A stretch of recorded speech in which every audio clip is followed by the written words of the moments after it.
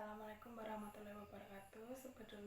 Sebelumnya perkenalkan, nama saya Intan Diah Pratiwi dengan NIM 1910301028 dari kelas fisioterapi 4A3. Dalam video ini saya akan mencoba menjelaskan tentang proses fisioterapi pada kasus skenario A.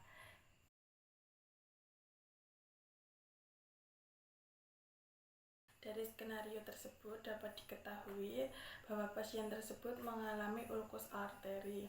Ulkus arteri ini dapat berkembang akibat adanya kerusakan arteri karena kurangnya aliran darah menuju ke jaringan.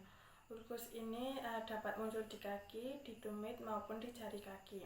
Untuk faktor yang mengakibatkan yaitu karena merokok dan juga adanya penyakit seperti diabetes mellitus, adanya gagal ginjal atau arteriosklerosis. Nah, di dalam skenario tersebut, pasien memiliki keluarga yang menderita diabetes. Untuk pemeriksaan fisioterapinya, yang pertama yaitu pemeriksaan vital sign. Nah, dari skenario ini didapatkan vital sign-nya yaitu terdapat tekanan darah 120/80 mmHg.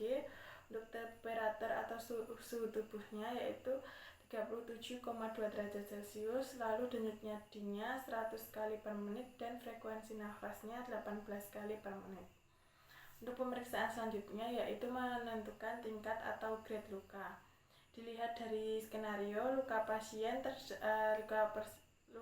pasien tergolong pada grade atau luka kedua. Pasien juga mengalami kemerahan di sekitar luka dan terdapat edema.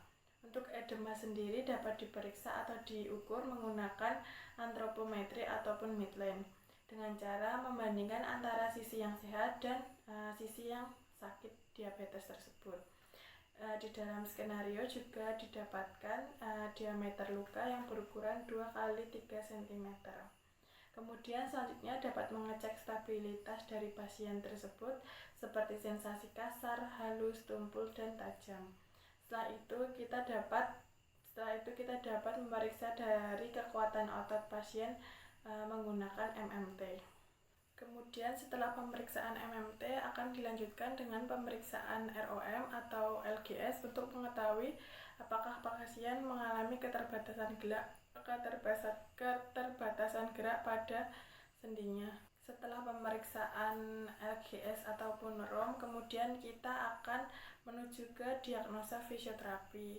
Untuk diagnosa fisioterapi menggunakan ICF yang terdiri dari yang pertama body structure and body function, yaitu untuk body structure-nya adanya atrofi otot ekstremitas bagian bawah. Pada plantar pelvis ditemukan edema dan eritema atau kemerahan di sekitar luka.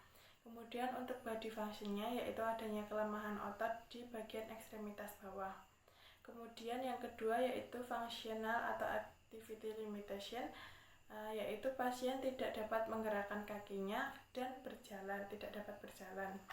Kemudian yang ketiga participation restriction-nya yaitu pasien tidak dapat bekerja atau melakukan kegiatan maupun aktivitas yang berhubungan dengan berjalan.